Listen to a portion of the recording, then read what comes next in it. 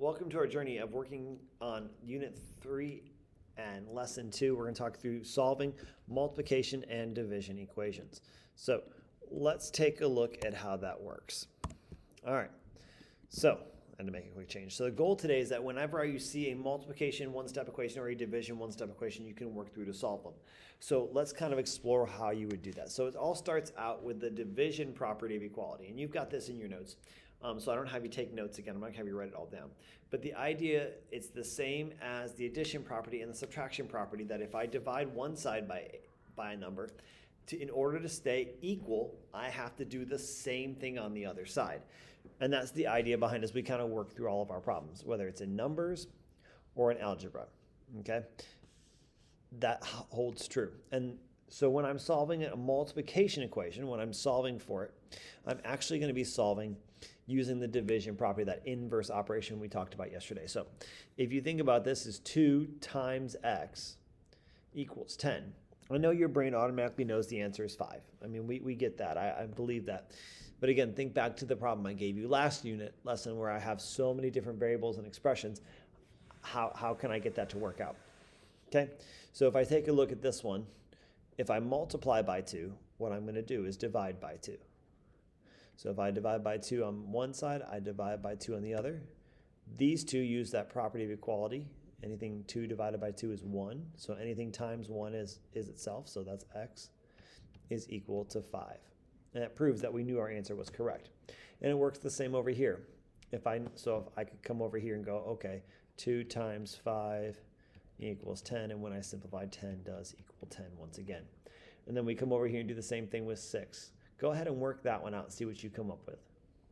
Be sure to show your steps the right way. All right, good. So you divided both sides by 6. This is kind of why I want you guys to be thinking in terms of division as a fraction. It allows you to reduce that fraction really quickly. It allows you to see it and allows you to write it without the division symbol. So 6 divided by 6 is 1. So x is equal to 3. And when I plug it in, 6 times 3 equals 18, and that's true. 18 does equal 18. Okay, so let's take a look at a word problem that works on this one. So Vincente and some friends shared the cost of a package of blank CDs. Now I know you don't do that anymore, but the idea is there. They bought something together. The package cost $24. So there's our total. Okay, so we're kind of putting in mind what we do with division. Division is a number each paid times however many people equals a total, or times a number equals a total. So the package cost $24. Each person contributed 6. How many people shared the cost of the price? So when we set it up, we're going to say, okay, let P equal people. Okay. So we go, okay, so the cost of a CD is $24. We spent that much on it. So then we go, okay, so each person contributed $6. So $6 per person, each person per person, it's the same idea. So 6p equals 24. And I know if each person put $6 in, I can divide by 6. So the answer is 4 people. Can't really say 4 persons, that doesn't work right. So it's 4 people contributed to the cost of this. Okay. Now, take a look at your turn, and see if you can figure out how Thomas used his 4 cups of flour to make 2 loaves of banana bread. Write and solve a multiplication equation to find the number of cups of flour needed to make a single loaf of bread.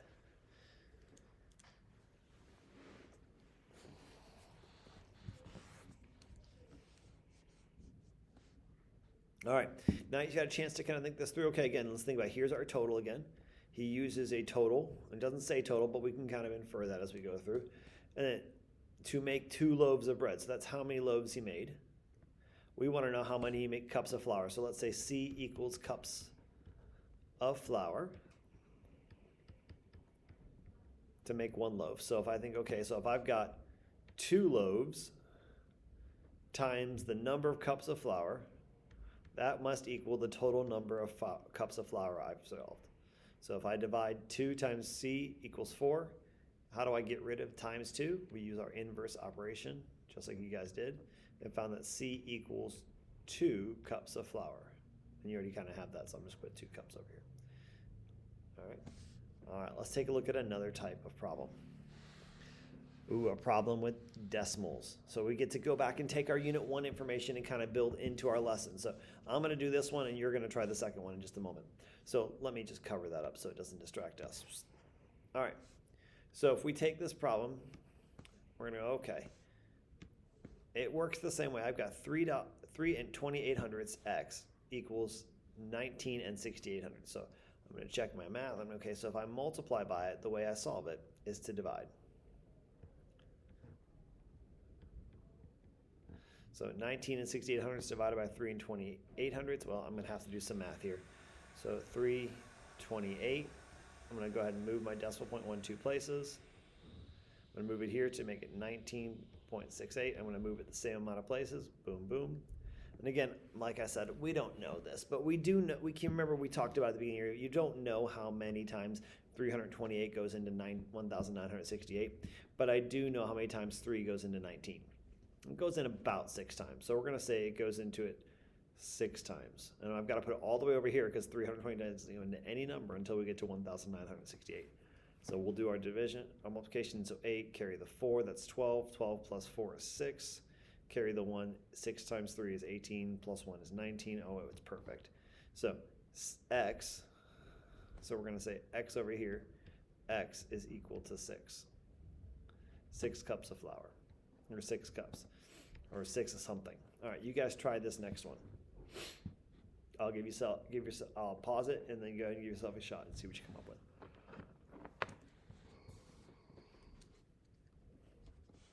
All right, just like before, you did 8 and 3400ths. You divide both sides by 8 and 3400ths. And you got to come in here and go, okay, well, I can't do that. I gotta do my work. 41.7 divided by 8 and 3400ths. Again, we can't have a decimal in the divisor, so we're gonna move our decimal point 2 places. It's really close to my address as a kid. So if I say, again, we don't know how many times 834 goes into 4,170, but I do have a pretty good, easy guess to look at 48 goes into 41 about 5 times. So 5 times 4 is 0, carry the 2, that's 15, plus 2 is 17, carry the 1, it's 4,170. Hey, that's perfect. X is going to equal 5. There's my answer. Okay. All right, now let's delve into multiplication property of equality. And just like the addition, the subtraction, and the division property of equality, it's used on its inverse operation. So the addition property is used on subtraction property is used on addition equations, division property is used on its multiplication equations, multiplication property is going to be used on the division property of division problems. So it's the same as always. If you want to multiply each side of an equation, and this one says by a non-zero number, so it can't be 0 is all it's saying, the 2 sides remain equal. If by the same number, I get the same answer. Okay? So a lot of times you see them written as a over 3 is equal to 7. So when I see a problem, this is division. Every time I see a fraction problem, it really is division. If we take a look at this, so if this is a divided by 3, I'm going to use my inverse operation and go, okay, times 3. If I write it as like a 3 over 1, like a fraction for a second, what do I know I can do automatically with 3's that are across each other? You know they can be crossed out, leaving me with a over 1, and anything over 1 is a. If I multiply that side by 3, I'm going to multiply this side by 3. A is 21, and that makes sense. 21 divided by 3, is that equal to 7? Yep, 7 is equal to 7. That's a true statement. All right, you give this one a try. Pause the video and see what you come up with.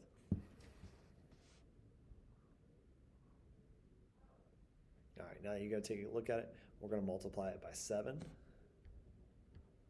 Another way to think about this is, look, if it's on the top and it's on the bottom, that's how I make them cancel out. They're in opposite locations. It's kind of like the inverse operations. Like we talked about inverse equations, qualities of positive and negative numbers. Top is the opposite of bottom. We're still using an inverse, so it kind of uses that same idea. So P is equal to 35. And if I check that math, 35 divided by 7 is equal to 5. Let's see if that holds true. Yep, 5 is equal to 5. There's my final piece. So let's take a look at some word problems. The weight of an object on the moon is 1/6 that the weight on the Earth. If the object weighs 35 pounds on the moon, write and solve a division equation that finds its weight on Earth. So let's say W, set up our let statement. So the let statement is to find its weight on Earth. So there's our let right there. W equals the weight on Earth. Okay, so if I've got W, 1/6 that of its weight on Earth. So there's two ways I could write this. I'm going to continue writing it in the same form we've been looking at. So if I say 1/6, it's the same as saying divided by 6. So 1/6 of W is equal to 35 pounds. Or you could write it as 1/6 times W, and you'd actually be using a division problem, but I want a multiplication problem to solve it. And it works the same, but really we want to keep it as division. So when we write it as division, we're going to divide it like this, okay? Because the way to simplify this one would be, W over 1. If I multiply those two fractions, I end up back here. So how do I get rid of 6 and divide it by 6? I multiply by 6. So W is equal to, let's see, 30 plus 180 is 210 pounds on Earth. We're going to assume pounds. Yep, let's see, it's right there in the equation. Okay, 210 pounds on Earth. All right, it's your turn to give this one a try. 1/4 of the number of students in 6th grade participate in after-school sport. If 42 students play sports, write and solve an equation to find out the total number of 6th graders. So pause the video, see what you come up with.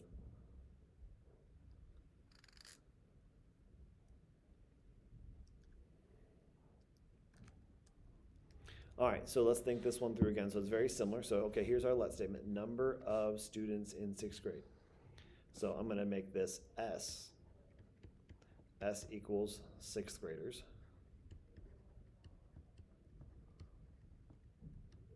Okay, so if 1/4 play it, so again, we talked a little bit about that on the last problem. S divided by 4 is equal to 42. That's 1/4 of the 6th graders. I'm going to multiply by 4 to solve it. And I find out that S is equal to 168 students. Okay. All right. All right, let's explore a different problem, a different style, a different question. Okay, this time I've got decimals. So Carla is buying a ribbon for her costume. She wants to divide the ribbon into 8.5-inch pieces, or 8.5-inch pieces for 16 costumes.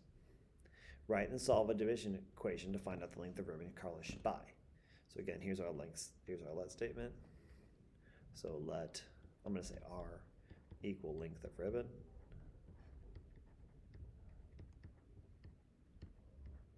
Okay, and I say, okay, well, I know the length of ribbon, how she should buy, divided by the size of each piece is equal to 16.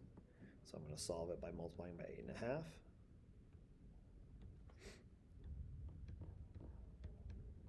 And again, this is kind of one of those things where we do our math problems separate. We think about it all differently. We use our number sense. This is where distributed property kind of comes into play. So I can do the math. I can sit over here and do the math, but I can also break this up and do 8 times 10. That's 80. 8 times 6 is 48. And half of 16 is 8. And I can sit over here and go 80 plus 48. 80 plus 40 is 120. 120 plus 16. Okay, that's 100. So R is equal to 136 inches of ribbon. It says inch pieces, that's all I know. All right, it's your turn to give this one a shot.